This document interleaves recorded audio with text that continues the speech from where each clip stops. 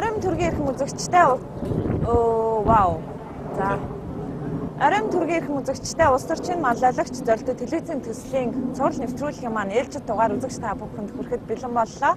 За шилдэг 30 оролцогч маань яг одоо Америк нэгдсэн улс Вашингтон хотноо манлайллын тусгайлсан хөтөлбөрт хамрагдаж байгаа.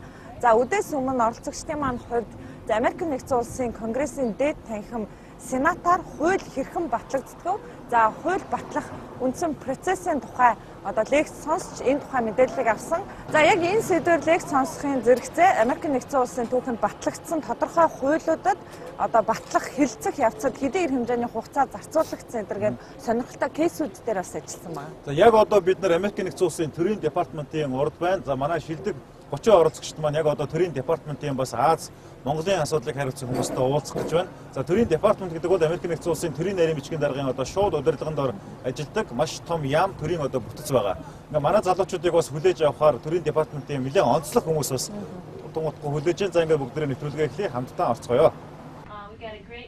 За Вашингтон хотноо улс төр нийгэм төрийн байгуулалтын сэдвээр тусгай боловсруулсан цуврал лекц сонсож манлайллын хөтөлбөрт хамрагдаж байгаа оролцогчид маань үдээс хойш энэ сонссон хичээлээ баттгах аяллуудыг хийж байгаа. Өнөөдрийн хувьд Америк нэгдсэн улсын төрийн департамент буюу засгийн газрын гадаад бодлого хариуцсан төрийн яамны байрнаа Аз номхон далайн асуудал хариуцсан удирдлагуудтай уулзаж ярилцлаа. За энэхүү уулзалтанд төрийн департамент дахь Зүүн Өмнөд Азийн асуудал хариуцсан зөвлөх Сьюзен Торнтон, мөн зөвлөх Мэри Кей Карлсон, Америк нэгдсэн улсыг төлөөлөн хөлийн чандад суугаа элчин сайдын яамдад бодлогын зөвлөгөө өгч, мөн Америк нэгдсэн улсад суугаа бусад улсын элчин сайднараас гаргасан аливаа мэдэгдэлд хариу илэрхийлэх байр суурийг бодлогын хувьд боловсруулдаг хатагтай Жулия Фишер, гадаад аялал жуулчлалын бодлогын бичиг баримт боловсруулагч Кейт Стана нарын эмэгтэй лидерүүд оролцсон юм. Америк нэгдсэн улсын төрийн албанд өндөр албан тушаалд ажиллаж байгаа та бүхэн аль нэг улс төрийн хүчин намын гишүүн байх, улс төрийн сонголт хийдгүү.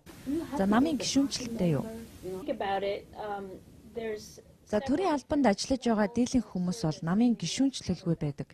Улс төрийн албан тушаалд буюу ерөнхийлөгчийн бодлогыг хэрэгжүүлэн ажиллаж байгаа хүмүүс зарим нь намын гишүүд байдаг. Ер нь бол улс төрийн сонголтоо хэрхэн хийсэн зэрэг асуудлаар бид нар харилцан ярилцаад байдаггүй. Сонгуульд саналаа хэрхэн өгсөн тухайч ярилцаж хэлцдэггүй. Энэ бол нэг талын улс төрийн харилцааны нийтлэг соёл гэж хэлж болно. За би өөрөө олон нийттэй харилцах чиглэлээр ажилладаг учраас Америк нэгдсэн улсаас бусад улсад суугаа элчин сайдын яамдад бодлогын зөвлөхөөр ажилладаг гэсэн тань их анхаарал татлаа. Дэлхийн олон улс орнуудад суугаа элчин сайдуудаа тухайн орныг хэвлэл мэдээллийнхэнтэй хэрхэн харилцах талаар та зөвлөгөө өгдөг үү? Гадаад улс орнуудад ажиллаж байгаа элчин сайдын яамаар дамжуулж тухайн улсын дотоод үйл явдлуудтай холбоотой мэдээллийг бид хүлээн авч олон улсын чиг хандлагатай мэдээллүүдийг нь боловсруулан хэрэв шаардлагатай тохиолдолд гарах мэдээллийг боловсруулж мэдээллийг хэрхэн олон улсад цацах, хариу байр суурийг хэрхэн илэрхийлэх тал дээр зөвлөж чиглүүлэх нь бидний ажил үүргийн гол үүрэг юм а. Ер нь энэ чиглэлийн зохион байгуулалтыг тодорхой хэмжээний чиглүүлэх зохион байгуулалтын тал дээр бид зааж зааварлах үүрэгтэй юм. Монгол улсад одоо яг одоо татварын шинжилгээ хийгдэж байгаа. За далд эдийн засгийг бууруулах замаар. Яг энэ татварын шинжилгээ одоо бизнес төлбөр тооцооныг тулгуурлаж гэдэг үүсгэж байна. Тэгэхээр яг энэ бодлогыг Монголд хамгийн мэдүүлсэн төрийн газарт одоо ирж уулзч тэгээ танилцуулах боломж олгож өгөөч юм. Золж өгөөч гэж хүсгэе. За Монголд эдийн засгийн ил тод байдлын төлөөх олон хөтөлбөрүүдийг бид хэрэгжүүлж байгаа. Мянганы сорилтын сангийн шугамар бид олон төсөл хөтөлбөр дээр ч хамтран ажиллаж байна. Манай байгууллагад Зүүн Өмнөд Аз тэр дундаа Монголыг хариуцсан ажиллаж байгаа бие даасан төлөөлөгч бий. Түүнтэй энэ сэдвээр холбогдож хамтын ажиллагааны талаар ярилцаж болно. Баярлалаа. Юуны түрүүнд бидний хүлээж авч нээлттэй ярьж байгаа явдал та бүхэнд баярлалаа. Тэгэхээр миний асуулт болохоор Америкийн төрийн байгууллагууд төрийн чиг үүргийг бүгдийг төрийн захиргааны байгууллагаараа болоод төрийн албаны байгууллагаараа гүйцэтгэж байна уу? Нэгвэл төрийн зарим чиг үүргийг иргэний нийгмийн байгууллагаар гүйцэтгэдэг бол ямар байгууллагууд байна вэ гэж асуусан. За энэ бол их чухал асуудал. Америк нэгдсэн улсын засгийн газар заавал гүйцэтгэх шаардлагагүй төрийн зарим чиг үүргийг төрийн бус байгууллагуудаар мэргэжлийн холбоод бизнесийн байгууллагаар гүйцэтгүүлэх тохиолдол их бий. За жишээ дуртахад Америк нэгдсэн улсад зорчих визний зөвшөөрлийн тухайд виз олгох ажлыг төрийн албаныхан гүйцэтгэдэг бол за түүнээс цаг авах, зөвшөөрөл, зөвлөгөө авах зэрэг үйлчилгээний ажлуудыг төрийн бус байгууллагууд гүйцэтгэж байгаа юм. My name is Bat Chimek. My question Энэ уулзалтанд Америкийн төрийн албаны өндөр түвшний эмэгтэйчүүдтэй уулзаж ярилцаж байгаадаа баяртай байна. Та бүхний хувьд бүгдээрээ ажил үйлстэй амжилт гаргаж яваа. Харин сайн ээж, сайн хатагтай байх боломжийг хэрхэн гаргаж байна? Улс төр эсвэл бизнест амжилт олоход эмэгтэй хүний хувьд хувийн амьдралаа хойш тавих тохиолдол их байдаг. Энэ бүхнийг хэрхэн шийдэж байна? I really wonder about that. Миний хувьд гэр бүлийн маань хүн хамт ажилладаг. Ажил дээр хамтран зүтгэгч, харин гэртээ гэр бүлийн уур амьсгалаа ажил хэрэгээс тусад нь ойлгож харилцдаг. За гэрийн эзэгтэй гэж харахаас илүүтэй хувь хүн, бие хүн гэдэг үүднээс харилцсан тэгш эрэхтэй ажиллаж хөдөлмөрлөдөг. Гэр бүлийн ажлын тухайд ч энэ зарчим чухал юм. Харин хүүхдүүдтэй ажлын ач холбогдлыг ойлгуулж харилцах их чухал. Өөрөөр хэлбэл би ажилдаа явснаар та нар Диснейленд явах боломжтой болно шүү дээ гэж ойлгуулдаг юм. Харин үүнийг сонсоод тэдний хувьд ажилдаа явхад минь гомдлдоггүй шүү. Agency for International Манай Development. төсөлд ач холбогдол өгөө инхүү цаг зав гарган уулзахдаа оролцогчдын маань сонирхсан асуултууд сонирхолтой байсныг онцлон тэмдэглээд харин эдгээр залуучууд маань чухам яагаад ямар зорилгоор энэ төсөлд өөрөөр хэлбэл улс төрд оролцох болсныг хариу сонирхож байлаа. Төрч болохыг зорж байгаа. Залуу хүн. Тэгээд миний өмнө болохоор асуудал хандж байгаа хандлага Монголын одоогийн улс төрчд тэрхийг одоо автон таалагдах гэсэн тэр одоо зөвхөн асуудлын гол цөмрөө нь орохгүй байгаа. Гадна талаас нь одоо асуудал хандж байгаа тэр хандлага нь одоо миний харагдах байна. Тэгэхээр яг автны дунд нь орж тэр байгаа проблемыг шийдэхэд бол тэнд гар биеэр оролцож өөрийнхөө төлөө биш нийт олон хүмүүний төлөө ажиллах хэмжлэг зүрх одоо байгаа учраас би улс төрийг сонирхож энэ шийдвэр гаргахын төвшөнд орж байгаа. Миний хувьд болохоор эмэгтэйчүүдийг шийдвэр гаргах төвшөнд оролцоог нэмэгдүүлэх зорилгоор эмэгтэйчүүдийг одоо дэмжих бодлогын төвшөнд одоо яаж гаргах уу гэдэг тэр тал дээр бол илүү одоо нарийн одоо хурс судалгаа, суур судалгаа хийсэн тэрнийхээ үндсэн дээрээс шийдвэр гаргах төвшөнд эмэгтэйчүүдийн оролцоог нэмэгдүүлэх нь илүү чухал юм байна гэдэг байр сууриас улс төрийн одоо энэ төсөлд оролцож ингэж явж байгаа. Hello, my name is Gunsen and my case. Миний хувьд олон жил гадны улсад суралцаж ажил хөдөлмөр эрхэлсэн. Эргээд эх орондоо очихоор хөгжлийн их ялгааг олж харддаг юм билээ. Дэлхийн нийтээр тогтвортой хөгжлийн гарц боломжийн талаар ярьж байгаа энэ үед манай улсад ч энэ бол хөгжлийн нэг гарц байж болно гэж би боддог. Монгол орон жилийн 4 улирлын дийлэнхт нь цэлмэг тэнгэртэй тунгалаг нартай. Тиймээс нар салхины энергийг хөгжилд ашиглах боломж их бий. Тиймээс энэ төсөлд тогтвортой хөгжлийн талаар шин санаачлага дэвшүүлэн амжилттай оролцож байна. Ер нь ирээдүйд улс төрчийн маань барих бодлогын нэг хэсэг нь энэ байна гэж би төсөөлдөг. За миний хувьд болохоор яагаад энэ нэвтрүүлэгт орсон бэ гэхээр ер нь бол монголчууд бол хүннүг өрнөөс ахуулаад 1600 он хүртэлтэй зүүн гарын хаан тус хүртэл Монгол бол дэлхийн гүрэн байсан. Тэгээд дэлхийн гүрэн байж сүүлийн 300 жилд бол Монгол улс бол дэлхийд хөгжлөөр бол маш хойгуур болсон. Тэгээд өнөөдөр дэлхийн гүрэн байсан хүмүүс яагаад ийм байгаад байгаа юм бэ гэдэг дээр айгүй хэмзгэлж явдаг. Тийм учраас энийг өөрчлөе, монголчууд дэлхийн гүрэн болъё гэдэг зарчмыг баримталж орж ирсэн. Тэгээд энэ дээр нас хүмүүсийн сэтгэлгээ, хүн чанар илүү чухал юм а гэдгийг бас анзаарч байгаа. Хамгийн гол нь сүүлийн 50 жил ч юм уу Солонгос, Япон энэ дэлхийн өндөр хөгжилтэй орн болсон байхад Монгол бол чадааг байгаа. Тийм. Тэгэд энийг судлах гэж ирсэн. Америк бол энэ цаг үеийн дэлхийн хамгийн хүчрэг гүрэн. Тэгэхээр бид нэр бас нэгэн цаг үед дэлхийн хамгийн хүчрэг гүрэн байсныг танаа улсаас сурах юм айгүй их байна гэдэг талаас харж явж байна. Okay, thank you all very much.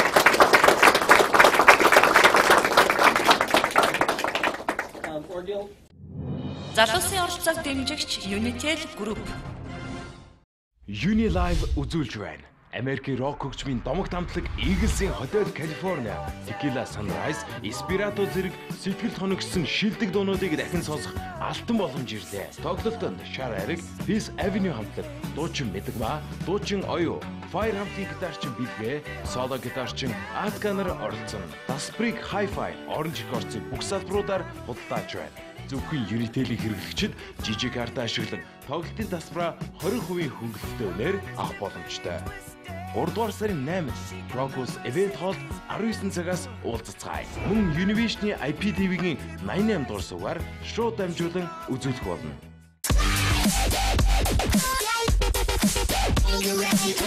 Та дотны хүмүүстэй дуртай дууг нь бэлгэлээрэй. Дуртай хөгжмөө Uni Music-с. Ерөнхий ивент тэтгэгч яг одоо яг эндээс Pepsi брэнд. Ерөнхий ивент тэтгэгч хөгжилд хүргэх Монголын жигүүр Хүннүү Air. Ивент тэтгэгч дэлхийд танигдсан Монгол брэнд Говь. Улс төрийн шинэ манлайлагч зорилттой телевизийн төслийн шилдэг оролцогч Ган төмрийн ган зориг. Ганц хоёр таньж мэддэг хүнээсээ лавсан. Их нэртэйгээ ярилцсан. Тэгсэн яадгийн чи залуу хүн ер нь ороход юунд буруутдаг юм тийм ээ.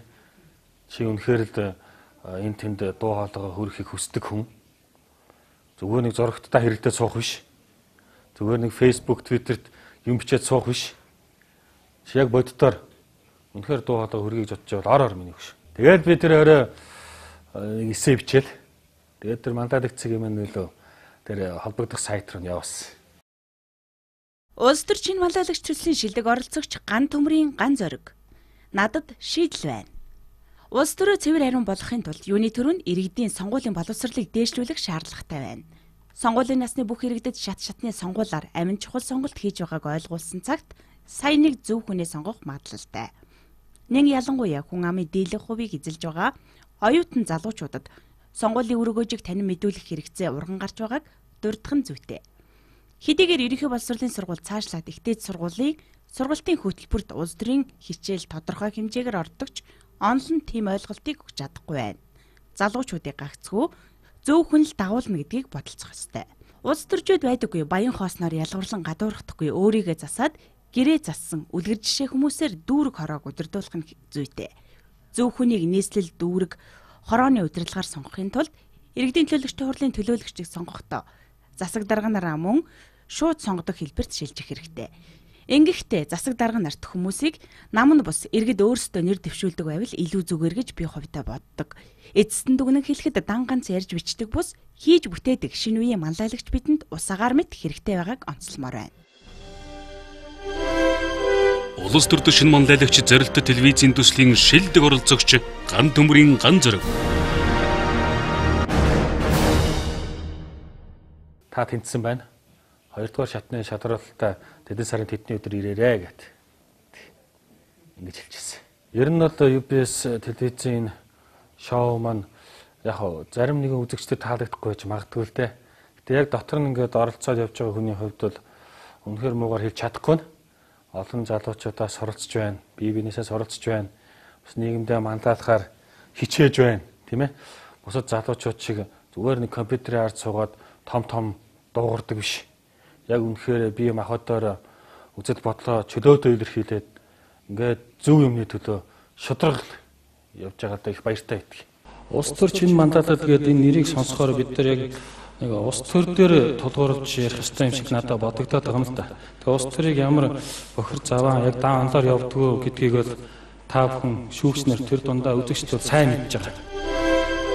Улс төрийн шинэ манлайлагч зорилттой телевизийн төслийн шилдэг оролцогч Ган төмрийн ган зориг. Тэгээ 2 дугаар шатны шадралтан дээр ирэхэд нөгөө хүмүүсээ танихгүй. Тэгээ яг өөр би телевизийн хүн болохоор яг телевизийн гэдгээс нэг сүрдээгөө. Яг тэнд сууж исэн шүүгчнэр байдаг юм уу? Тэгээд нөгөө орцогчдоос жоохон бэрхжсэн. Жоохон айцтай байсан. Нэг нөгөө ихэд. За яг өнөөдрийн байдлаар зөвхөн Улаанбаатар хотод аваад үзсэн юм л да. Тэгээ нийтдээ нэг 50% залуучууд байна. Тухайн үед залуу сайдтай болёо гэдэг юм сэдвийг барьж авсан. Одоо ингээ хараад тахад ер нь Монгол бол залуучуудын орн. Дийлэнх ихэнх нь залуучууд байна. Тэгээд проблем хэнд байдгийг, асуудал хэнд байдгийг ингээд харахаар дандаа залуучуудад асуудал байдэн шүү дээ. Дор бүрний бүгд асуудалтай. Би ч асуудалтай. Энд дэдээ үзэж байгаа залуу хүмүүр асуудалтай. Нэг нь байр авч чадахгүй бол нэг нь ажилтгүй гүйж идэг. Нөгөөх нь мөнгөө, нөгөөх нь архитаад явж идэг. За нэг тэнд нэг гэр бүл салж байгаа тэнд одоо нэг нь солонгос руу ч гэдэг юм уу гадаад руу ажиллахаа явж идэг. Энд ихнэр хүүхэд ингээл үлдэж идэг. Ингээд гэдбэр салдаг. Тэгээ энэ залуучуудынхаа төлөө дуугараад гүйдэг асуудлын нэг нааштайгаар шийдчихийгээд ярьдаг хүн байхгүй маа энэ засгийн газарт. Тэгээ миний бодлоор зүгээр залуучуудын асуудал ирхэсэн ийм залуу сайдтай бодоод их зүгээр юм уу гэж хараад байгаа. Яг үнэхээр залуу надад ямар асуудал байна? Нийгэмд ямар асуудал тулгамдж байна? Энэ бүгдийг ер нь судлаад, шинжилээд тэгээ энэ бүгдийг шийдвэрлэхийн төлөө явдаг хүн л бидэнд хэрэгтэй байна. Тэгээд энэ асуудлыг гаргаж тавьсан. Тэгээд шүүгчнэр маань 2 дугаар шатанд тэнцтэй л гэсэн. Улс төрийн шинэ манлайлагч зорилттой телевизийн төслийн шилдэг оролцогч Ган төмрийн Ган зориг. Би бол үнэхээр харамсаж байгаа. 2-3 сайн залуу бол хасагдсан. Нэг үйлдэхэд дотроо янз бүрийн асуудал үүсгээд өөр хоорондоо гэдэг юм уу янз бүрийн хүмүүстэй нийлээд ингээд өөртөө ихэлсэн юм аа. Түүнээс зөв шударга явсан бол үлдэх байсан. Магадгүй бидэнтэй хамтраад ингээ мөр зэрэгцээд Америк руу явах байсан. Харамсалтай нь зөв шударга өрсөлдөй гэхээс илүүтэй хэн нэгэнтэй нийлж байгаад энийг гусаа ичи. Энийг явуулчих гэж энэ муу утаснаас олж өөртөө тэгээд тэр санаан дээр онсон да. Тэр бол үнэхээр хэцүү байсан. Гэтэ яг нэгэн тоглоом дүрмтэй байдаг хойно. Тэгээд одоо дараагийн одоо тэр маань манлайдад ороод ирэх байлгүй гэж би харж байгаа. Хэвлэл мэдээллийн албанд хэвлэл мэдээллийн ертөнцид өөрийн байр суурь эдэлсэн, тодорхой хэмжээнд өөрийгөө илэрхийлсэн, тодорхой хэмжээнд бас одоо миний хувьд бол одоо мужик гэж би хэлж болохоор одоо эр хүний ноён нуруу тодорхой хэмжээнд зааж чадах үс ган зориг гэж би хэлээ. Хэлэх үгээ хэлцдэг, өөрийн бас зөөлөндөө зөөлөн, хатуудаа хатуу байж чаддаг тэр зан чанарыг би олж харсан гэж хөвдөө бодож байгаа. Тэгээд ямар ч нөхцөлд ямар ч хүмүүсүүдтэй зөв харьцаад өөрийгөө зөв илэрхийлээд гараа явчих чаддаг. Тэр хүмүүсүүд бас өөрийгөө ойлгуулж чаддаг гэдэг. Улс төрийн шинэ манлайлагч зорилттой телевизийн төслийн шилдэг оролцогч Ган төмрийн Ган зориг. Төслийн хугацаанд яг удирдлагын академид номын дуу сонссон. Амьдрал онолтой хэтэрхий их зөрчилдөж байгааг би мэдэрсэн. Мэдсэн. Онлоор бол амьдрал бол шал өөр байх хэвээр. Гэтэл амьдрал дээр тийм байхгүй байна. Тэгэхээр амьдрал практик хоёрыг хослуулах хэрэгтэй. Одоо хэмбугаан ч гэсэн тий төрийн өндөрлөгтэй байгаа нөхдүүд ч гэсэн газар дээр гიშгэж явж байгаа мармит ч гэсэн яг ингээл онлыг практикта хослуулахгүй бол нэг хэсэг нь хэтэрхий популизм гэдэг юм одоо хэтэрхий ус төрчөөд ингээ тэнгэр дээр хэм яриад байгаа шиг. Газар дээр байгаа мармит ингээ доогоор байгаа мармит болохоор хэтэрхий амьдрал яриад. Ингээ энэ хоёр хоорондоо авчилдахгүй ингээд энэ болохгүй. Тэгэхээр хоёулын хооронд нь ярьдаг ийм хүн бидэнд хэрэгтэй байх шиг надад санагдсан. Өөр сурсан юм ихэх. Тэгээ урд нь цээжид ирдэж явдаг байсан бол яг хуу залуучуудаа шүүмжилж явдаг байсан бол энд орж ирээд залуучуудтай 20 гаруй наснуудтай найз боллоо шүү дээ. Бас дотор нь бодож санаж явж байгааг сонслоо. Тэгээд их зөв зүйлийг бодож санаж явдаг юм байна. Тэгээд залуучуудаа үгүйсгэх хэрэггүй юм байна. Тийм ээ? Хэдтэй ч байсан хамаагүй хүлээн зөвшөөр боломж олго. Эдгээр маань ирээдүйд улс их орныг маань удирдаад аваад явна. Тэгэхээр би ахмадуудтай гэдэг юм уу энэ наснуудтай юу ч хэлэх гээд байгаа юм бэ гэхээр залуучуудаа бүү басаа. Боломж олго, дэмж. Улс төрийн шинэ манлайлагч зорилттой телевизийн төслийн шилдэг оролцогч Ган төмрийн Ган зориг. Ямар ч гэсэн энэ төслийг эхлүүлж чадсан, энэ төслийг хийж чадсан, хэдийгээр муу хилэгдэж байгаа ч гэсэн үргэлжлүүлж чадж байгаа.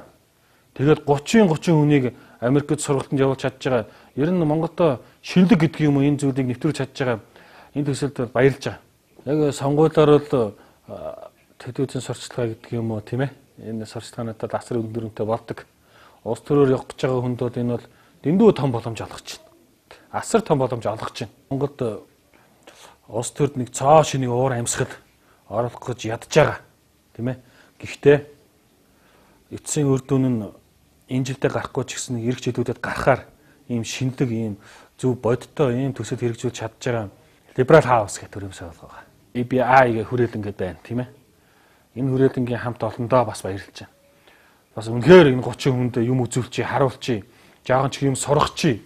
Эх орондоо өнөөдөр биш юмаа гэхэд маргааш хэрэгтэй байх гээд энэ их олон залуучуудын толгойд нь юм хийж байгаа.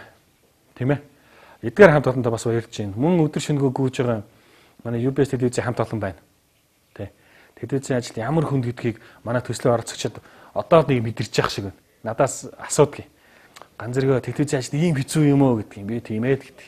Тэгээ одоо манай төслийнхэн бол манай телевизийнхний ажлыг дэндүү ойлгож одоо яах вэ? Эдгэртэй нэг тус болчихсон, эдгэртэй нэг буян болчихсон тий.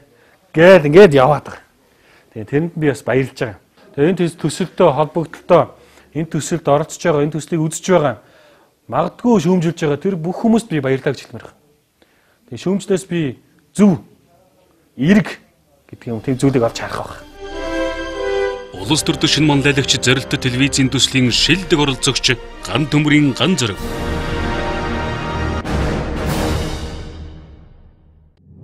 Залуусын оролцоог дэмжигч Unitel Group. Ерөнхий ивент тэтгэгч яг одоо яг эндээс Pepsi брэнд. Ерөнхий ивент тэтгэгч хөгжилд хүргэх Монголын жигүүр Хүннүү Air. Ивент тэтгэгч дэлхийд танигдсан Монгол брэнд Говь. Univision гэр бүл Хонконг руу Univision одоогийн болон шинэ үзэгч та бүхэн Hollywood box office кино үзэх мөртөө урамшуулалд оролцох эрхээ зөвлөдөрэй.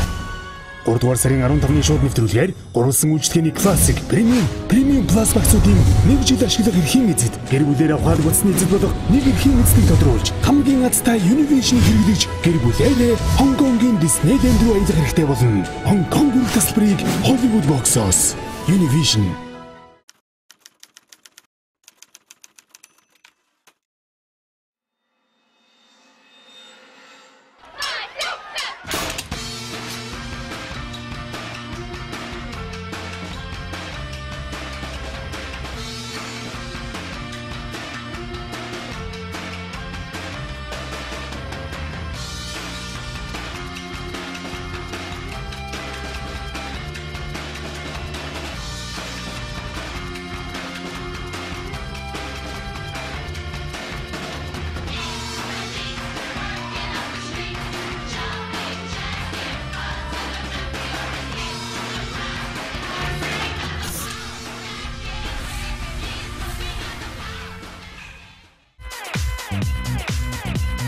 Монгол өшөх байгалийн мөнгө.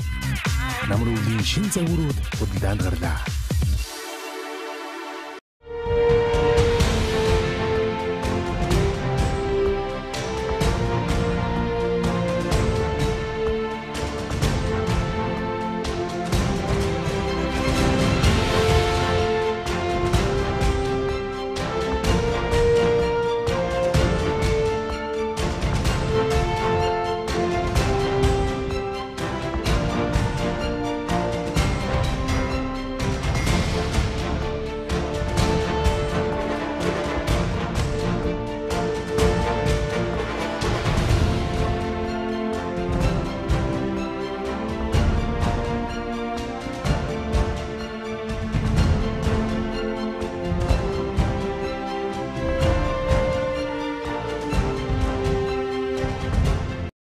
Unilive үзүүлж байна. Америкийн рок хөгжмийн домог тамтлаг Eagles-ийн хотел Калифорниа, Tequila Sunrise, Espirito зэрэг сэтгэл хоногсон шилдэг дуунуудыг дахин сонсох алтан боломж ирлээ. Тоглолтод Shar Eric, Peace Avenue хамтлаг, дуучин Мэдгва, дуучин Оё, Fire хамтын гитарчин Билгээ, соло гитарчин Atka нар оролцсон. Dasprig Hi-Fi, Orange Records-ийн бүх салбаруудаар худалдааж байна. Зөвхөн Unitel-ийг хэрэглэгчид жижиг карта ашиглан тоглолтын дасбараа 20% хөнгөлөлтөй үнээр авах боломжтой.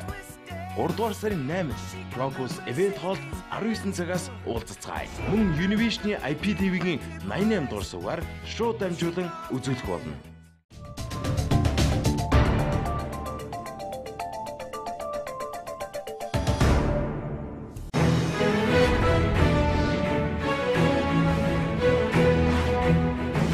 Сайн байцгаана телевиз үзэгчдээ улс төр чин манлайлагч нэвтрүүлэгт Сүхбаатар дүргээс оролцож байгаа Борхуугийн Гүнсэн тантай мэдчилж байна.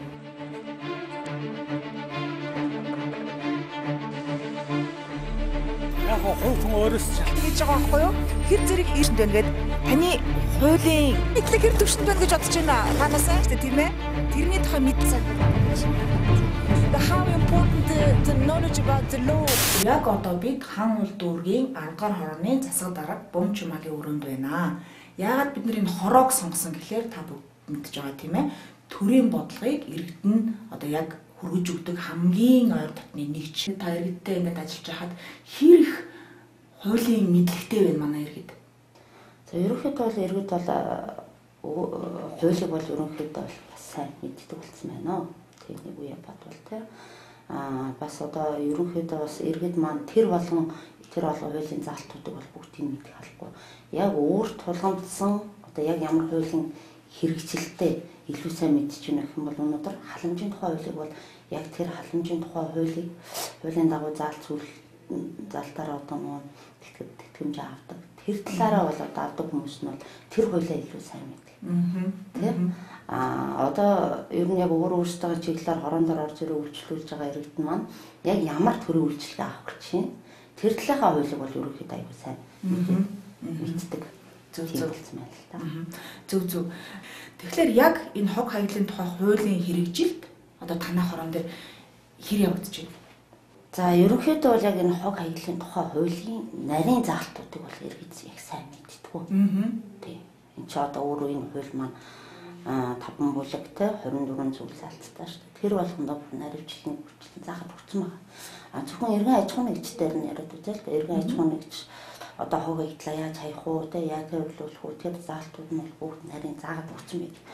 Тэгсэн хэрнээ яг энэ хог хаягдлын тухай хуулиа ер нь аж ахуйн нэгж олгочихсан иргэн нэг сайн төдийл мэддэг.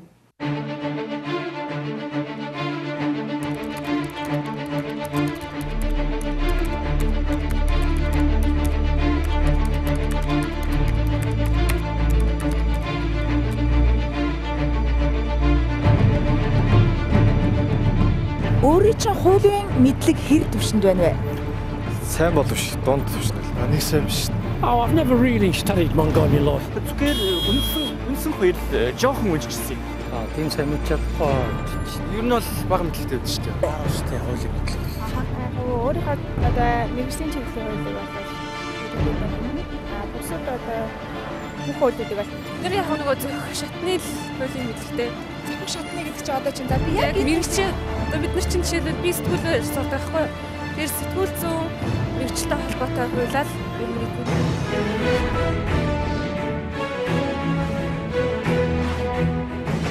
манай хажууд айлын хүн эсвэл манай орцны хүмүүс бид нар ч бол орцондоо хогоо хайцсан байдаг ч тийм. Тэгвэл тэгж болохгүй ээ. Тэгсэн тохиолдолд таныг торгоно гэсэн зүйлбэр маш тод байгаа байхгүй юу. Тэгэхээр одоо яг энэ нэвтрүүлгээрээ дамжуулж одоо иргэдэд тэрийг хэлмээр байгаа байхгүй уучлаарай та хогоо хаяхтаа ингээ орцондоо тавьж байгаа юм бол хууль таныг одоо торгодог байх нь байна. Тэгэхээр энэ яг торгуулийн систем яаж явдгийг хэн торгох хэрэгтэй байдаг юм. Одоо би манай хажууд айлын хүн хог хайчвал би гүйж гараад уучлаарай та ингэж болохгүйгээ торгох хэрэгтэй юу. Одоо яг энэ хорон дээр ямар системээр явдаг. За ерөнхийдөө бол иргэн аж ахуйн нэгж байгууллагын эрх үүргийг бол хуулийн төвлөрийн нарийн заагаад өгсөн байна. За зориултын цэгээс бус газарт нь хог хаягдл хаяхгүй байна. Иргэн аж ахуйн нэгж байгууллага бүрдсэн байна. За хог хаягдлын тухай хууль тогтоомж өртсөн эртгэлээд одоо эрүүгийн хариуцлага хүлээлгэх хэрэггүй бол улсын байцаагч болон сум дүүрэг хорооны засаг дарах хариуцлагыг хүлээлгэнэ. За мөн зориултын бус газар хог хаягдл хайсан иргэний сарын хөдөлмөрийн хөлсний доод хэмжээтэй тэмцэх төвөргөөр торгох буюу аж ахуйн нэгж байгууллагыг 1 сарын хөдөлмөрийн хөлсний доод хэмжээ 3-аас 4 дахин нэмэгдүүлсэнтэй тэмцэх төвөргөөр торгоно. За дээр нь учруулсан охирлыг бол одоо нөхөнд илүүлнэ. Ойролцоо ордор хичнээн төгрөг болж байна. Та одоо яг ингээд яг энэ хуулигаа бариад энэ хуулиа бариад торгосон тийм кейс байна уу? Байна. За иргэнийг бол одоо хөдөлмөрийн хөлсний доод хэмжээ буюу 92 мянган төгрөг торгоно. За аж ахуйн нэгж байгууллагыг бол одоо 3-аас 4 дахин нэмэгдүүлсэн. Тэр чинь бараг 500 мянган төгрөг торгоно шүү тийм ээ. Тийм. Үр дүн хэр явж байна? За ерөнхийдөө бол иргэд болохоор яг одоо энэ хөдөлмөрийн хүсний доод хэмжээ буюу 192 мянган төгрөгөөр торгууль торгодгийн маа ийм арга хэмжээ автдгиймаа гэдэг бол иргэд төдийлөн сайн мэддэг. Хог хаях тухай хууль байдаг гэж бодож байна уу? Хог хаях тухай хууль байдаггүй гэж бодож байна уу? Байдаг л хэлтэй. За хог хаяхаар хэдэн төгрөгөөр торгодог бол гэж бодож байна. Одоо яг нөгөө хог хаях цэг гэж байгаа шүү дээ, тий? Тэр цэг дээр аваач хогоо хаяагүй бол хэдэн төгрөгөөр торгод юм бол? Яарс юуны дэндэл 15 мянган төгрөг торгоно гэж бичсэн дээ. Юунд дээр? Байгууллагын гадаа хог элзатай хог хаях юм бол. Actually, there is a law in Mongolia. If you litter, there is a fine of 192,000 tugruks. Okay, that's right. And apparently, there is not so many people know about I it. suppose it's one thing there's a law. Second is how can you enforce that law? Like if you do it in Singapore, you'll get fined quickly. Танай оронд одоо хятадд энэ бол нэлээд чанга байдаг байх тийм ээ? Харин тий гэхдээ эмх зам бараагүй хүн зөндөө байгаа штэ. Өдөр тутмын амьдралд холбоотой хуулиудыг хэр мэдэж байна? За тэрийг бол яг сайн мэдэхгүй хүнийг хэлээд байна. Тэгвэл хуулиараа таны хэдэн төгрөгөөр торгодог бол гэж та бодож байна? Ойролцоогоор нэг 5,000 байдаг байх. Гэхдээ хичнээн хууль байгаа хэрэгжихгүй бол бас утгагүй. Социализм үед бол 25 төгрөг гэж байсан шүү дээ. За. Тий. Тэгтэл одоо бол тэгээд тэр социализм үе 25 ч одоо ямар шүү пропорцлоод үзэхээс яаж таарч тэр байж болно шүү дээ. Яг болохгүй. Тэр чинь ганц монголчууд биш Орос ах нарын маань бас зааж өгсөн зөв юмнуудыг бид бас заав зах зээл хэлсэн гээд хайж явах хэрэггүй шүү дээ. Тэгээ социализм үе тэрэгтэй юмнууд зөндөө байна. Тэр үеэр чинь бас хамаагүй ингэж өнөөдөр шиг ингэж дор зоргоор бас зүлгэн дээгүүр явдггүй л байсан. 5-аас 10 төгрөг. 5-аас 15 гэж тааж байна те. Хууль дээрээ заасан байт юм шиг 192 мянган төгрөг гэж шин задаасаа. Тэгээ хогийнхаа цэг дээр хайж байгаарай за. Хууль хэр амьдралд хэрэгтэй гэж та бодож байна? Хуулиа мэддэг байсан дээрөө мэдхгүй ч гэсэн хамаагүй амьдрал үргэлжлээд байна уу? Ер нь бол мэдчихсэн л дээ ирэлтэй яаж ч утсан дээ. Иргэд мэдээлж болох уу? Иргэд мэдээлж болно. Иргэн өөрөө одоо тухайн одоо манай хажуу айлын иргэн одоо хогоо хаяад байна, WhatsApp-аад байна тий. Яг ингээд хайдаана гэдэг гомдлуулуудаа дараа ирдэг л да. Тэрийг өөрөө нотлоод яг энэ иргэн энэ хогийг бол энэ тайсаа энэ хог хаягдлал энэ айлах муу гэсэн тохиолдолд бол засаг даргуулын дээр торгуулаа гаргаж байгаа. Иргэдийн мэдээлэл юм. Тэгэхээр бид нөгөө телевиз үзэгчтэй юу хэлэх гэж зорьсон бэ гэх юм бол альваа том Монгол улсын хөгжил хүртэл жижиг юмнаас эхэлт юм аа. Хогоо ядаж хаяхгүй бай. Хог хайсан тохиолдолд цаана хууль байдаг юм байна. Ерөнхийдөө торгуулаа арга хэмжээ маань шийдвэрээ утсаар юу ах хэвээр арга хэмжээ авах хэвээр. За тэр арга хэмжээ авахаас өмнө одоо захиргааны зөрчлийн тухай тэмдэглэлийг заавал хүртсэн байна. Тэгээд тэр иргэн анхаарлаа ийм хуулийн заалт ингэж хүртсэн байна. Тухайн хог хаягдлыг хайсан одоо иргэний бичиг баримттай тухайн хог хаягдлыг хассан одоо баримтжуул байна шүү дээ. Энэ арга хэмжээ авах хэрэгтэй. Мөн бас бид нар чинь 2014 оны хүүхдийн дэмжих жилийн хүрээнд хүүхдүүдийн дунд хилцүүлэг зохион байгуулсан. Энэ нь болохоор одоо өөрсдийнх нь орчин ямар байгаа талаар. Одоо гараа тоглох тоглоомын талбай ямар байгаа. Хог хаягдл нь ямар байгаа тий.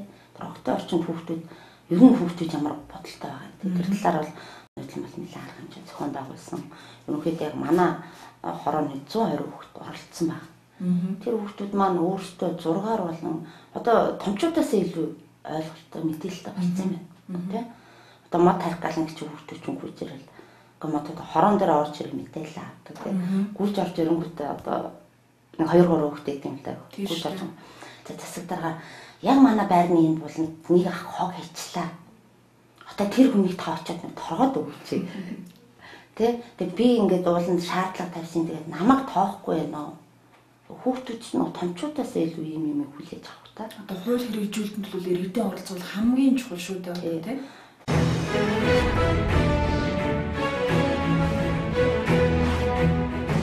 Хуулиа хэрэгжүүлэхийн тулд иргэдийн оролцоо чухал. Хуулиа судалцгаая, мэдцгээе, хэрэгжүүлцгээе. Баярлалаа.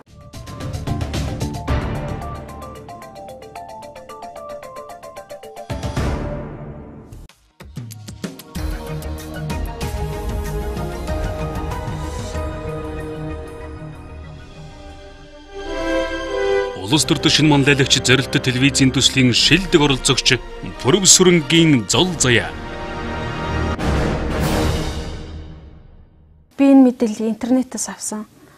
Тэгээд интернетээс авч харангуутаа л би шууд л өөрөө орно гэдэг шийдвэрийг шууд гаргасан байна. Энэ төсөл явагдаж байгаа нэг залуучуудын нэлээд боломж гэж би харж байгаа. Ялангуяа хөдөө орон нутгийн залуучууд нийгэмдээ идэвхтэй оролцох бас нэг шин санаа бодлоо хийх гэж байгаа ажлаа бас санаа болгоод ингээд явна гэдэг бол их давуу тал юм аа л гэж би харж байгаа л да. Миний төсөлд дэвшүүлсэн шийдэл бол ер нь эко оролцол.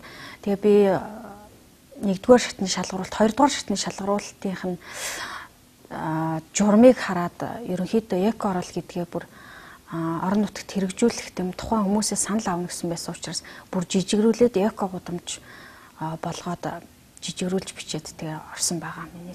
Улс төр шинэ малайлагч төслийн шилдэг оролцогч Пүрэвсрэнгийн зол заяа. Надад шийдэл байна. Эко гудамж. Хөвсгөл аймгийн төв болох Мөрөн сумын хувьд тулгамдж байгаа нэг асуудал болох амьдрах орчны талаар хүндхийг зорилоо. Сүүлийн жилүүдэд Мөрөн сум байнгын тоосчлттай агаарын бохирдол маш их болж өвлийн цагт Улаанбаатар хотоос дутгааргүй байгаа нь иргэдийн амьдрах таацан нөхцөл алдагдаж эрүүл ахуйн шаардлага хангахгүй болж байна. Мөрөн хот бусад хотуудаас хамгийн их гэр хороолттой бөгөөд газар зохион байгуулалтын хувьд тэгш тал дээр шугамдан татсан мэт зохион байгуулалттай гудамжтай. Нийт айл өрхүүдийн 95% нь гэр хороололд амьдарч байна. Салхи ихтэй жилийн дөрвөн үйлрэлд хөрсний илэгдэлд орсон газрууд нь шороогоор шуурч иргэд амьдрахад тун таагүй орчинд бүрдүүлдэг юм. Гэр хорооллыг багасгахад ямар ч ахиц дэвшил гардаггүй. Жил ирэх тусам төвлөрөл нэмэгдсээр байна. Эхний ээлжинд эко хороол бий болгох төсөл хэрэгжүүлэх саналыг миний зүгээс төвшүүлж байгаа юм. Дахин төлөвлөлт шинэ газар олголтоор үүнийг шийдвэрлэх боломжтой гэж харж байгаа. Урд хойно гэсэн 2 гудамжийг сонгоо авч 2 талыг битүүлэн дунд өсөж байгаа зайг ногоон байгууламж зам тоглоомын талбай зэргээр тогтчуулах нь илүү зөв сонголт болов. Ингэхдээ төр болоод төрийн бас байгууллага мөн иргэдийн оролцоотой төслөө хэрэгжүүлэх нь ажил илүү амжилттай урагштай явахын үндэс болно. Энд ерөөсөө нам хамаагүй юм шиг байна. Ерөөсөө тийм янз бүрийн намтай холбоотой асуудлууд ерөөсөө гарсангүй. Тэгээ цуг явж байгаа залуучууд маань бас нэлээд хэдэн төрлийн намын залуучууд ч гэсэн явж байгаа. Одоо ч гэсэн явж л байгаа. 2-р шатны шалгаруулалт Эрдэнэтэд болсон. Тэр шалгаруулалт бол маш их чухал байсан л та. Миний хувьд ер нь их орчих юмсан гэж бодож байсан учраас тэр шалгаруулалтанд бас ач холбогдол өгч оролцсон. Улс төрийн шинэ манлайлагч зорилттой телевизийн төслийн шилдэг оролцогч Пүрэвсрэнгийн зол заяа. Миний хувьд болохоор 2-р шатны шалгаруулалтын эхний 90 жагсаалт гарахад бол шалгараагүйсэн. Тэгээд нөгөө анханасаа орохгүйгээр татгалцсан хүмүүсийн юугаар хойшоо хэд сунлаа. Тэгэхэд нэмж орж ирсэн баг. Бид шүүмжлэх биш, бүтээгч цаг байсан. Хүчрхэн Монголыг хамтдаа бүтээцгээе. Хөвсгөл аймгаас оролцогч Пүрэвсрэнгийн зол заяа. Хэлэх үгээ ч тийм үү тодорхой бэлдээгүй байсан учраас маш их сандарсан. Тэгээ эхний хүмүүс маш их эрч хүчтэй илтгэл тавьж байхад би бол ерөөсөө шууд унсан. Ерөөсөө л хэлэх гэжсэн юм а бүгдийг болоод би 3 өгүүлбэр арай ядаа хэлсэн байгаа. Тэгээ тэрнээс хойш бол би бас жоохон өөртөө итгэлгүй болсон шүү. Нэг хэсэг тэгээд маш удаан хугацаанд яг тэр сэтгэл зүгээр маш их өөртөө итгэлгүй яваадсан. Тэр бол надад айгүй хүчтэй нөлөө үзүүлсэн шин.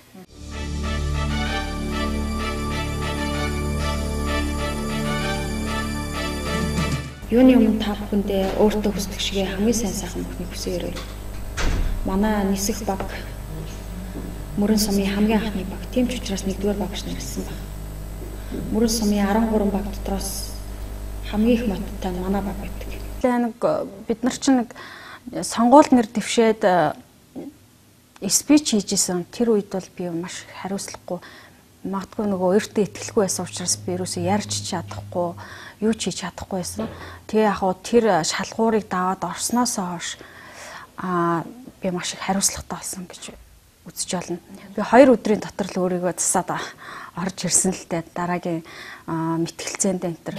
Таны бодлоор улс төрч гэж энийг хэлэх вэ? Таны бодлоор Олон нийт тухайн улсынхаа төлөө маш хэрэгтэй шийдвэрүүдийг эрх зүйн орчинд бол маш зүгээр шийдэж өгч байгаа. Тийм хүн үйл хэлэндээ. Өөрийн чинь мөрөөдөл нь юу вэ? Миний мөрөөдөл бол маш энгийн. Энэ Монголдоо яг энэ байгаа орчиндоо бас энэ гоё байгальтаа яг энэ чигээр нь л гоё амьдрмаар. Дотроосоо хасах гэдэг дээр бол ер нь магадгүй би зөв зүйлсэн гэж би боддیں۔ Яг тухайн хүмүүсийн тийм үнэн төрхөө, худлаа төрхөө гэл маш тодорхой гарч ирдэм билээ. Тэгээд манай багийн хувьд харьцангуй тийм хоёр хүний хасаад нэгийг оруулж ирэх гэдэг болцоо байсан учраас бид нар багийн тоглолт хийсэн л дээ. Тэрнээс биш тэрийгээ хасаа, энийг хасаа гэдэг ч юм уу хоорондоо арай дотн нөхөрснөөрөө нөгөөдүүлээ гаргаа энтер гэдэг яриа ерөөсөө яваагүй. Тийм учраас манай багийн хувьд айгүй давуу байсан учраас тийм дотоод хэрүүл маргаан ч гэдэг юм уу хасалтаас болсон маргаан гараагүй. Хөвсгөлийн золцоо юм байна. Ерөнхийдөө ингээд хурц хөвгтэй, маш хурц хөвгтэй тэрийг хүлэмжшүү. Тэр хурц үг нь зарим хүмүүсд таалагддаггүй. Энэ хүн яагаад ингэ хэлж юу? Ямар зорилготой хэлж юу? Энэ үгний цаана ямар утгыг илэрхийлээд байна гэд бодонгууд бас тэр жижигхэн биеийн дотор тийм том ухаан байна гэдэг бол бас миний хувьд бол бас хүлэмжшөөхөөс аргагүй. Хөвсгөл золзойг би харахтаа их шовшгодоохон эмэгтэй ингэж бодсон. Ерөөсөө төстөөс би тэгж харсан. За гэвэл яагүй. Тэг хэлснээ бол хийчдэг. Тэг хинээрч тийм их олон үг хэлүүлээд ийлгүй. Үгдэл хөдөлтөд өмнө нь ч өөрийн гэсэн байр суурьтай туйлшдаггүй. Тэг ерөөсөө юмыг өөрийнхөө харж олждог гэж боддог. Шулуухан тийм эмэгтэй. Улс төрийн шинэ манлайлагч зорилттой телевизийн төслийн шилдэг оролцогч Пүрэв сүрэнгийн зол заяа. Сурах ёстой зүйлүүдээ өөр би мэдээд авчиж байгаа байхгүй юу? Зарим зүйлийг сурч амжиж байгаа, заримуудын цааш нь үргэлжлүүлээд тийм сурах зүйл маш их байна гэдгийг би бол ойлгож авч байгаа. Тэгээд дээрэс нь би өөрөө улс төр сонирхдаг гэдгийг бас их тодтогч хэлээд байгаа шүү дээ. Тийм учраас би улс төрч хүнд байх ёстой зүйлүүдийг те илүү төлхөө хэлж ивэл би илүү төлхөө сонсож энийг сурах ёстой байна гэдгийг би бол аюул тогтоож авч байгаа л да. Тэгээд академи хичээлээс гихт чинь маш их зүйл сурж байгаа юм. Би бол 5 сарын өмнөх байснаас илүү өндөр түвшинд хөгжиж чадж байгаа байхгүй юу тий.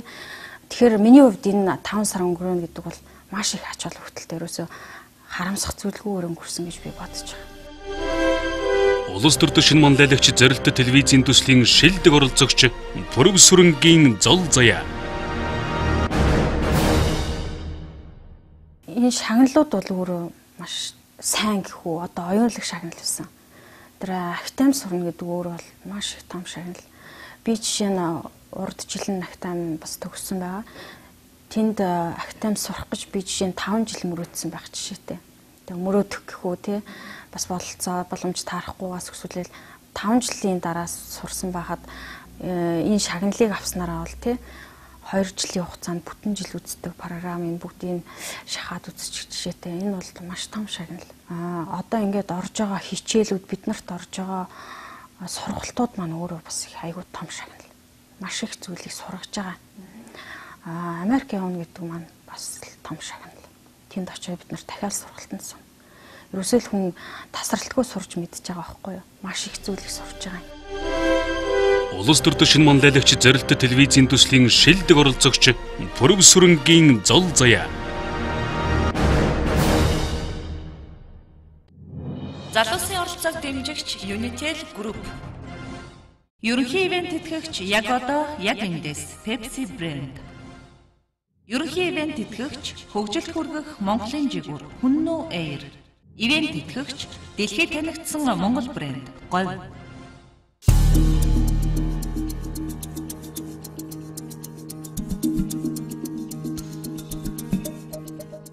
Дөнгөж сайхан манай улс төрийн манлайлагч телевизийн зорилт төсөлд оролцож байгаа шилдэг 30 залуучууд маань Америк нэгдсэн улсын төрийн департамент буюу одоо засгийн газрын маш томоохон байгууллага, за мөн гадаад хэргийг хариуцсан явуулдаг энэ байгууллагын үйл ажиллагаатай танилцлаа. За энэ дашрамд бас манай залуучууд маш олон төрлийн асуултуудыг асуулаа. Дашрамд урдгаж бол манай оролцогч тогтун сая асуулт асууж байна. Бид нар одоо энэ татврын бодлогын шинжилэх талаар яаж хамтарч ажиллаж болох вэ гэдэг саналыг тавихад за төрийн департаментийн зүгээс бас энэ дээр хамтарч ажиллах боломжтой холбогдох хүмүүстэй бас ингээд уулзаж өгөх амлалтыг өгж байна л да. Тэгэхээр өөрөөр хэлбэл энэ хүү уулзалт маань маш ач холбогдолтой ажил хэрэгч үр дүнтэй болж өнгөрлөө.